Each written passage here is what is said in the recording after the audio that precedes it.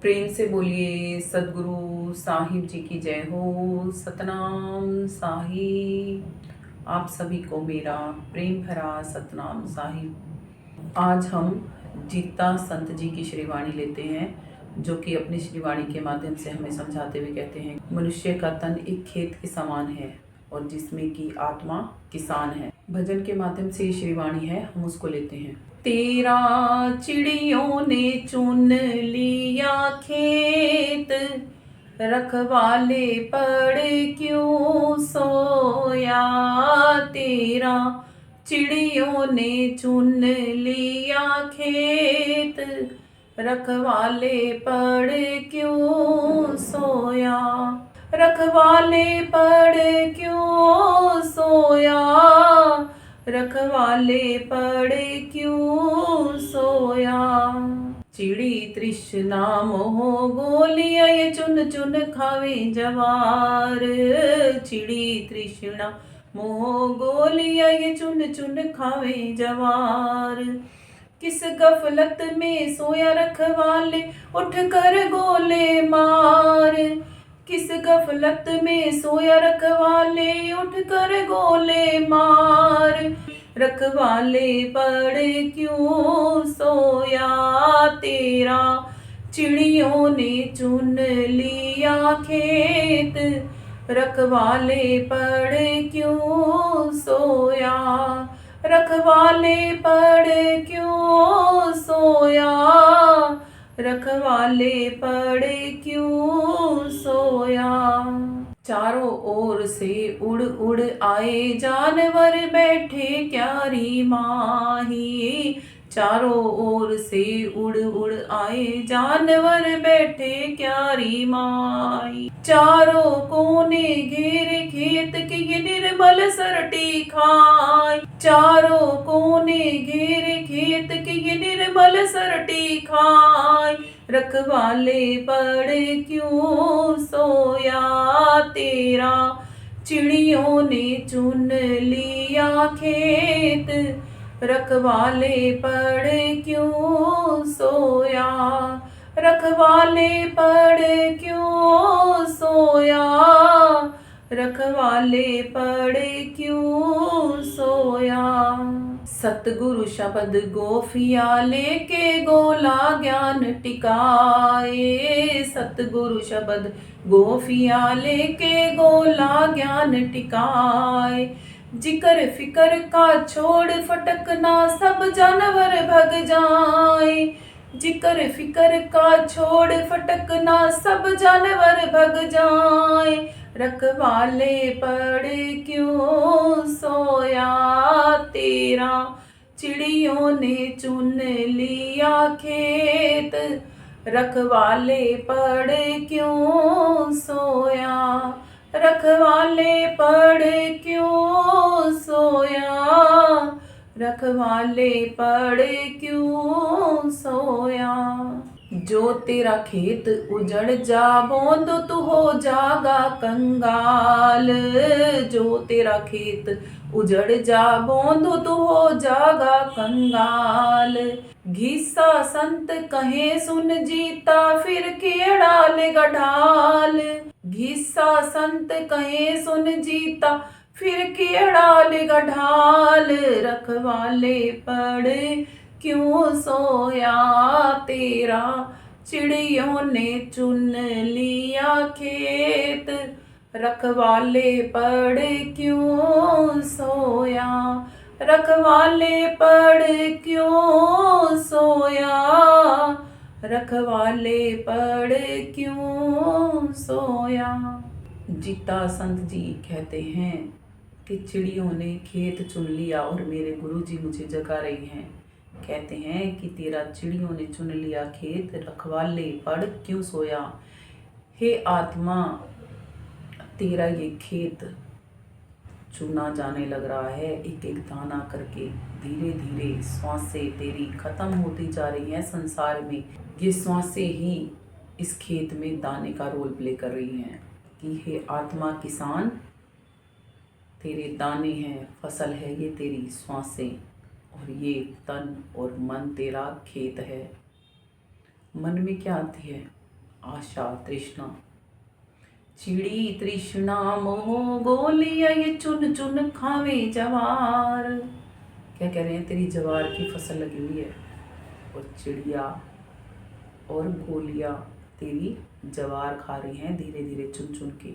आशा तृष्णा, काम क्रोध लोभ मोह आशा तृष्णा, यही सब हैं जो हमारे इन निर्मल सर्दियों को खा रहे हैं, इन निर्मल सांसों की पूंजी को, जिससे कि प्रभु भक्ति कमानी थी, संसार में ही सारी लगवाई जा रही हैं आत्मा से।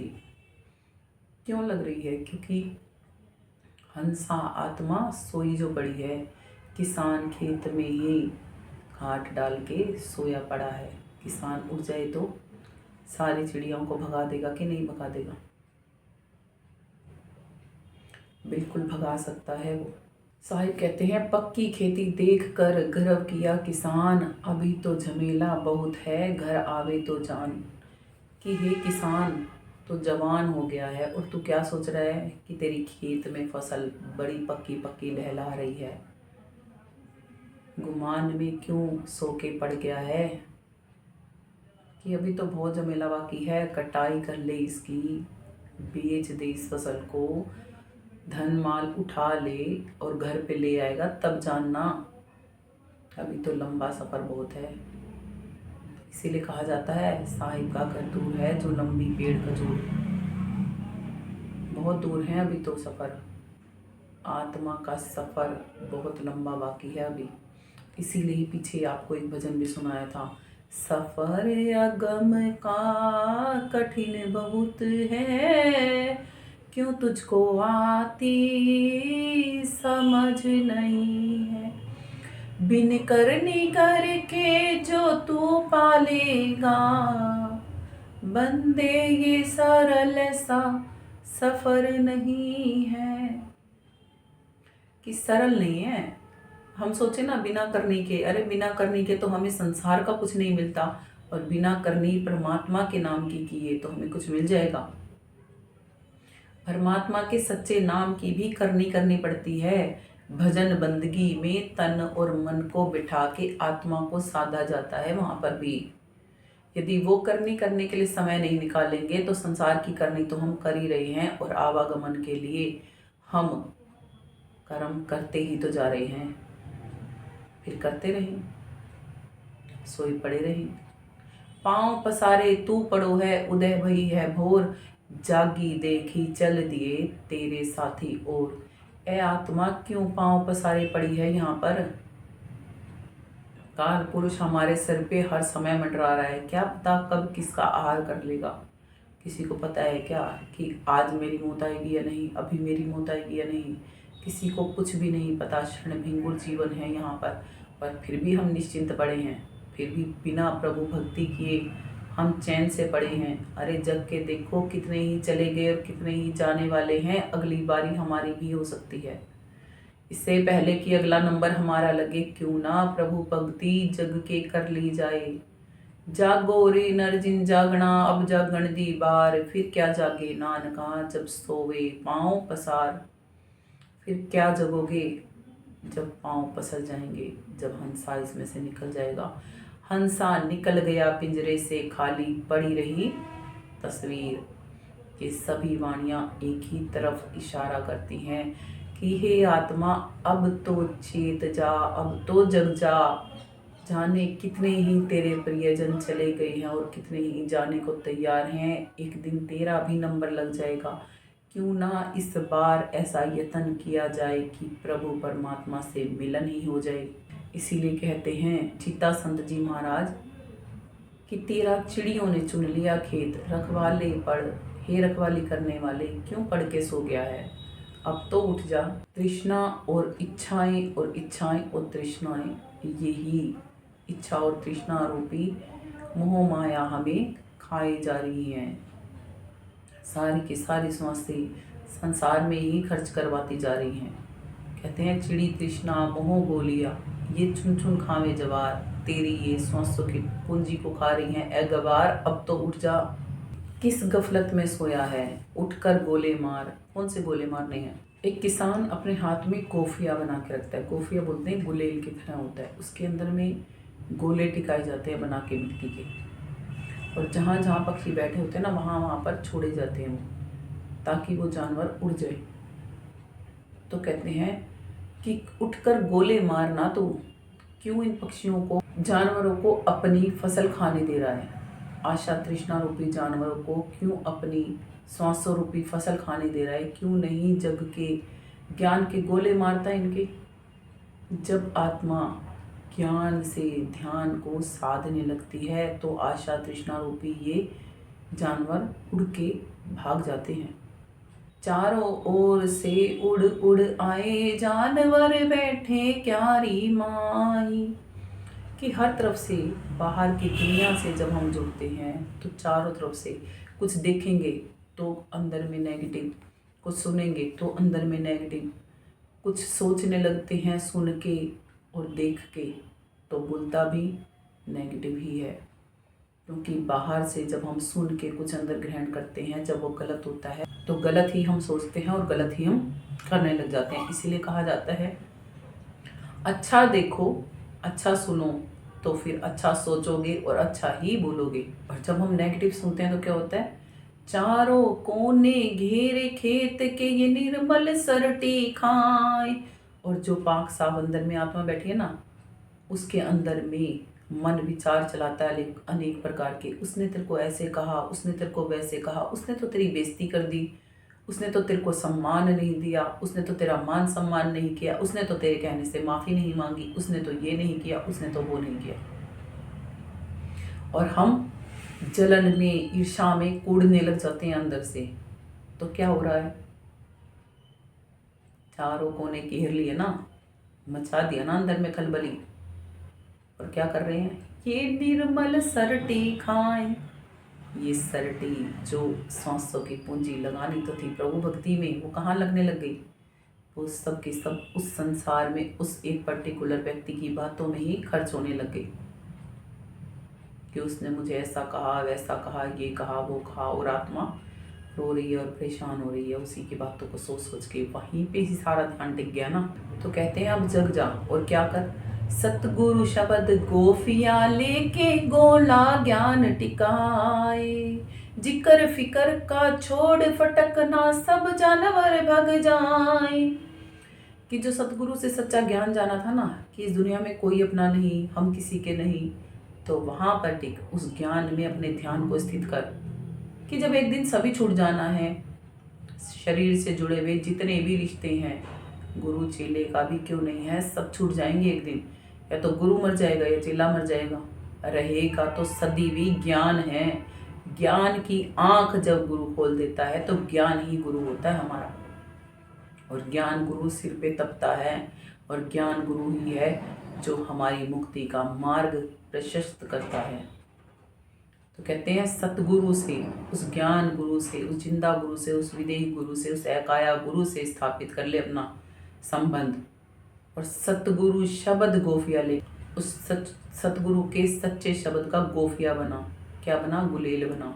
और क्या कर, अपने ध्यान रूपी ज्ञान रूपी, अपने ज्ञान रूपी ध्यान से ये बाकी के जितने जानवर बैठे हैं ना आके, काम क्रोध लोभ मोह ईर्ष्या द्वेष, जो हमें बिना वजह का ही परेशान करवाए जा रहे हैं, इन सब पे गोले मार ज्ञान के।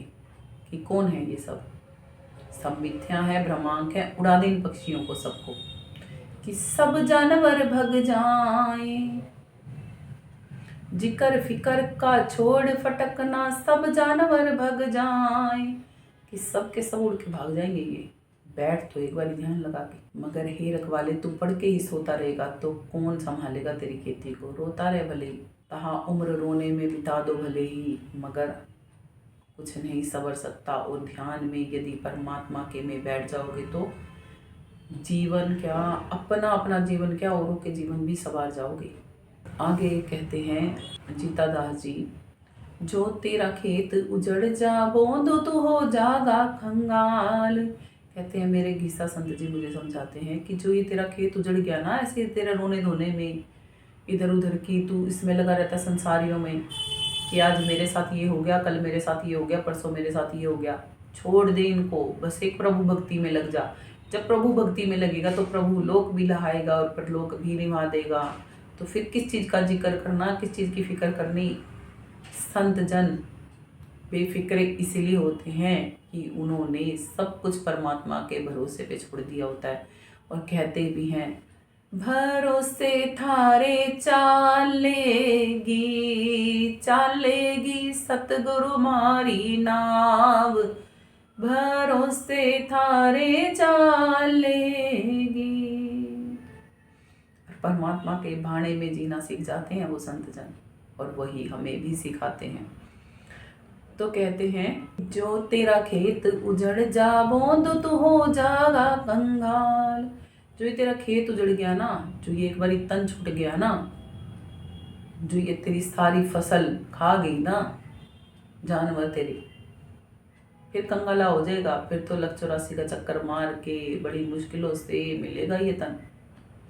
परमात्मा की कभी दया होगी तब। साहिब कहते हैं, दया करके दयाल ने मनुष्य तन दिया, बंदा ना करे भक्ति तो भगवान क्या करे। परमात्मा ने तो दया कर दी आत्मा पे कि मानव के तन में भेज दिया। अभी भी बंदा अगर भक्ति ना करे तो फिर भगवान बंदेगा क्या करे। नानक जी कहते हैं, ज्ञान अंजन सतगुरु दिया, ज्ञान अंधेर विनाश, हरि कृपा ते संत भेटिया, नानक मन प्रकाश। कि मेरे सतगुरु ने ज्ञान का अंजन मुझ में लगवा दिया। कब? जब संतों से भेंट करवाई। मालिक की ही, परमात्मा की ही दया होती है कि संतों का हमारे जीवन में आगमन होता है।